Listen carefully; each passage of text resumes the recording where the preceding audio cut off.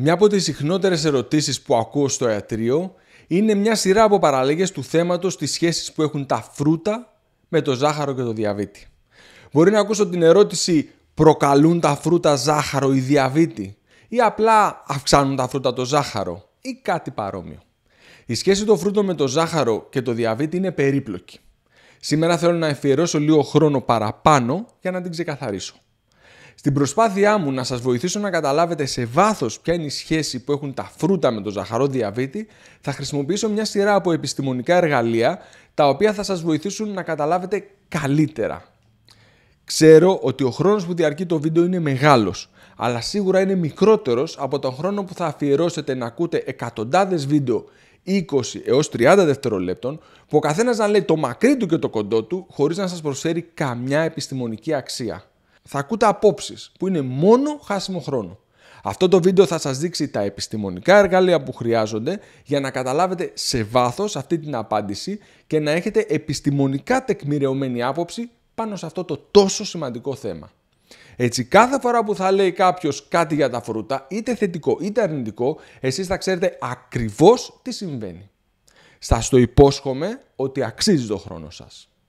Το πρώτο επιστημονικό εργαλείο που θα χρησιμοποιήσουμε για να δούμε τη σχέση αυτών των δύο είναι ο γλυκαιμικός δείκτης.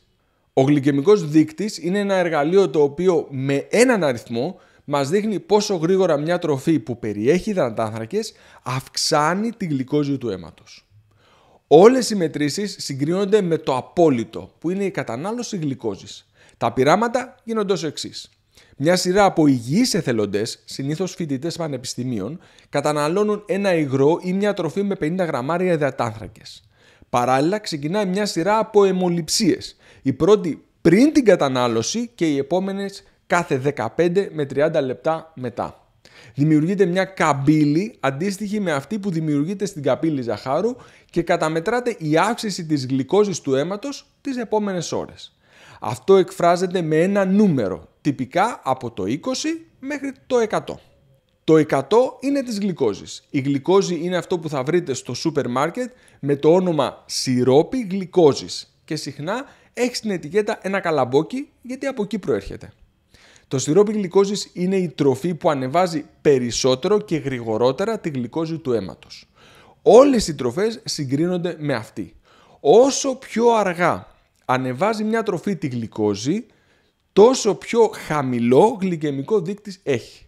Κατ' επέκταση, οι τροφές που καταναλώνουμε θέλουμε να έχουν χαμηλό ή τουλάχιστον μέτριο γλυκαιμικό δείκτη. Οι τροφές που έχουν γλυκαιμικό δείκτη πάνω από 70 θεωρούνται ότι έχουν υψηλό γλυκαιμικό δείκτη, αυτές που έχουν 50 με 70 έχουν μεσαίο και αυτές που έχουν κάτω από 50 μικρό.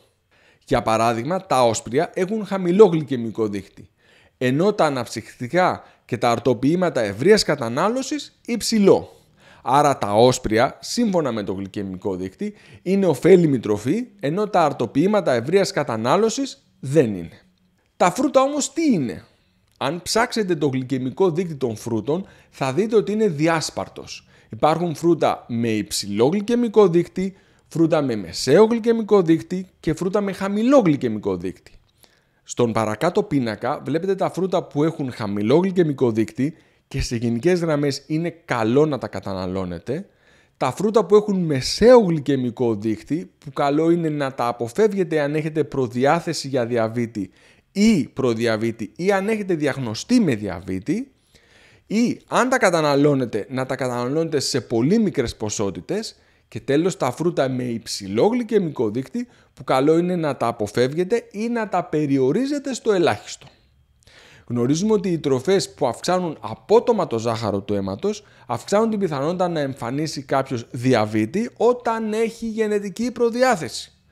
Προφανώς, αν δεν έχετε γενετική προδιάθεση, δεν θα πάθετε διαβήτη ακόμα και αν τρώτε τη ζάχαρη με το κουταλάκι όλη μέρα. Επειδή όμως η μισή από εμάς έχουμε προδιάθεση για διαβήτη, καλό είναι να προσέχουμε τι τρώμε και να προσέχουμε και το βάρος μας. Όμως, μερικά χρόνια μετά το γλυκαιμικό δείκτη, ανακαλύψαμε έναν δείκτη που προσέγγιζε ακόμα καλύτερα τις τροφές που αυξάνουν την πιθανότητα να εμφανίσει κάποιος διαβήτη. Αυτός ο δείκτης δείχνει ποιες τροφές αυξάνουν περισσότερο την ινσουλίνη του αίματος. Σύμφωνα με αυτή τη μέτρηση, Οι τροφές που αυξάνουν την πιθανότητα να πάθει κάποιος διαβήτη δεν είναι οι τροφές που αυξάνουν το ζάχαρο του αίματος, αλλά κυρίως οι τροφές που αυξάνουν την ινσουλίνη. Σε αυτή την περίπτωση οι μελέτες αντί να μετρούν τη γλυκόζη του αίματος, μετρούσαν την ινσουλίνη. Κατά τα άλλα έγιναν με τον ίδιο ακριβώς τρόπο. Πάλι το μέτρο σύγκρισης είναι η απόκριση του οργανισμού στην κατανάλωση γλυκόζης, μετρώντας όμως την παραγωγή ινσουλίνης. Σε αυτή την περίπτωση βλέπετε και πάλι έναν πίνακα που δείχνει τον δείκτη ινσουλίνης που έχουν κάποια φρούτα. Όσο χαμηλότερος ο δείκτης ινσουλίνης, τόσο μικρότερη η πιθανότητα η κατανάλωση αυτού του φρούτου να οδηγήσει σε απότομες αυξήσεις της ινσουλίνης, που συσσωρευτικά με τις δεκαετίες θα οδηγήσει σε διαβήτη σε άτομα που έχουν προδιάθεση. Το επόμενο επιστημονικό εργαλείο που θα εξετάσουμε έχει ενδιαφέρον γιατί βάζει μέσα στο παιχνίδι και την ποσότητα των φρούτων. Σε αυτή την περίπτωση οι ερευνητές προσπαθούν να απαντήσουν το ερώτημα απλά: προκαλούν τα φρούτα διαβήτη? Μια σειρά από τέτοιες μελέτες καταγράφουν τα φρούτα που καταναλώνουν χιλιάδες άνθρωποι για μεγάλο χρονικό διάστημα και στη συνέχεια πόσοι από αυτούς εμφάνισαν διαβήτη. Κάτι σαν να πηγαίνω εγώ κάθε χρόνο και να ρωτάω 1000 ανθρώπους: πόσα φρούτα περίπου φάγατε φέτος και πόσοι από εσάς διαγνωστήκατε με διαβήτη από τον γιατρό σας? Μετά από μερικές δεκαετίες έχω καταγράψει την ετήσια κατανάλωση φρούτων και τον αριθμό των ατόμων που διαγνώστηκαν στη συνέχεια με διαβήτη. Σχετίζοντας αυτά τα δύο νούμερα, μπορώ να πω αν τα φρούτα προκαλούν διαβήτη. Σε αυτή την καμπύλη που βλέπετε αυτή τη στιγμή φαίνεται ξεκάθαρα η απάντηση. Καταναλώνοντας μέχρι 2 με 3 μερίδες φρούτα την ημέρα, η πιθανότητα να εμφανίσει κάποιος διαβήτη μειώνεται σημαντικά. Δηλαδή, καταναλώνοντας μέχρι 3 μερίδες φρούτων την ημέρα, η πιθανότητα να πάθετε διαβήτη, αν έχετε προδιάθεση, όχι απλά δεν αυξάνεται, αλλά μειώνεται κιόλας. Δυστυχώς όμως, αν καταναλώνετε περισσότερες από 4 μερίδες φρούτου την ημέρα, η πιθανότητα αυξάνεται. Βλέπετε λοιπόν ότι το τι τρώμε και το πόσο τρώμε έχουν αμφότερα τη σημασία τους. Κάποιοι επιστήμονες όμως δεν έδειχναν να πείθονται με αυτή την απλοϊκή απάντηση. Δεν μπορεί να τσουβαλιάσουμε φρούτα με υψηλή διατροφική σημασία όπως τα μύρτιλα και τα βατόμουρα μαζί με το καρπούζι και το πεπόνι, που όπως είδαμε από τα προηγούμενα εργαλεία έχουν υψηλό γλυκαιμικό δείκτη. Επανέλαβαν τις ίδιες μελέτες αλλά χώρισαν τα φρούτα μεταξύ τους. Δεν ρώταγαν τους συμμετέχοντες μονάχα πόσα φρούτα έφαγαν φέτος, αλλά και τι φρούτα. Στον παρακάτω εξαιρετικά σημαντικό πίνακα βλέπετε μια σειρά από μπάρες. Όσο πιο μακριά είναι η μπάρα, τόσο περισσότερο μειώνει ένα φρούτο την πιθανότητα να εμφανίσει κάποιος διαβήτη. Το μόνο φρούτο που αυξάνει την πιθανότητα να εμφανίσει κάποιος διαβήτη είναι το πεπόνι και υποψιάζομαι ότι το ίδιο ισχύει και για το πεπόνι, το μάγκο, την παπάγια και αντίστοιχα μεγάλα σε μέγεθος φρούτα. Αλλά όλα τα υπόλοιπα μειώνουν την πιθανότητα να εμφανίσει κάποιος διαβήτη. Προφανώς δεν θα δείτε σε αυτό το πίνακα όλα τα φρούτα, αλλά βλέπουμε σημαντικούς εκπροσώπους κάθε ομάδας με αντίστοιχα θρεπτικά χαρακτηριστικά που μας βοηθά να καταλάβουμε για όλα τα φρούτα τι πιθανόν ισχύει. Βλέπουμε λοιπόν ότι σε αυτό το πίνακα ό,τι περίπου είχαμε προβλέψει με τον γλυκαιμικό δείκτη και τον δείκτη ινσουλίνης λίγο πολύ επιβεβαιώνεται. Τα φρούτα με χαμηλό και μεσαίο γλυκαιμικό δείκτη μειώνουν την πιθανότητα να εμφανίσει κάποιος διαβήτη, ειδικά αν καταναλώνονται σε normal ποσότητες. Κατά κάποιο τρόπο όλο αυτό έρχεται και κλείνει όμορφα. Τα συμπεράσματα είναι ξεκάθαρα. 1. Τα φρούτα όχι μόνο δεν αυξάνουν την πιθανότητα να πάθει κάποιος διαβήτη όταν έχει προδιάθεση ή προδιαβήτη, αλλά την μειώνουν σημαντικά. 2. Αν και τα περισσότερα φρούτα μειώνουν την πιθανότητα να πάθει κάποιος διαβήτη, κάποια φρούτα είναι πιο ωφέλιμα, ενώ το καρπούζι και το πεπόνι φαίνεται να αυξάνουν την πιθανότητα. Πιθανόν και το μάγκο και η παπάγια, αλλά δεν είναι βάθυνα γιατί δεν είναι συνηθισμένα στη διατροφή μας. Διαλέξτε τα φρούτα σας προσεκτικά.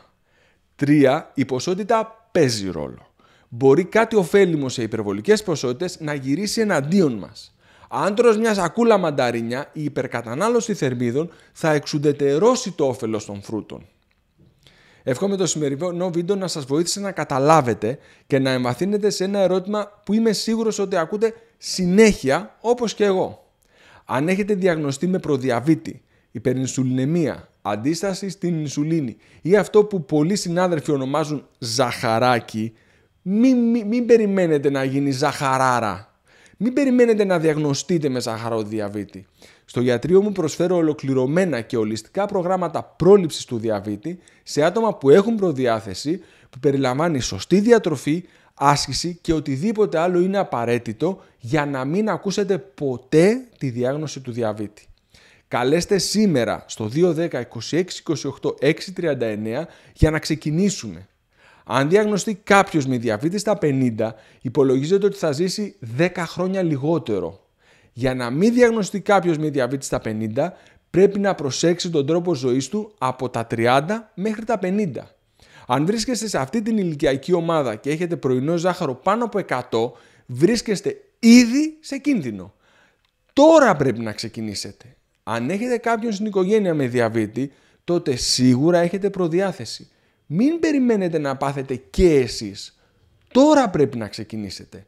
Καλέστε με στο 210 26 28 639 για να σας βοηθήσω.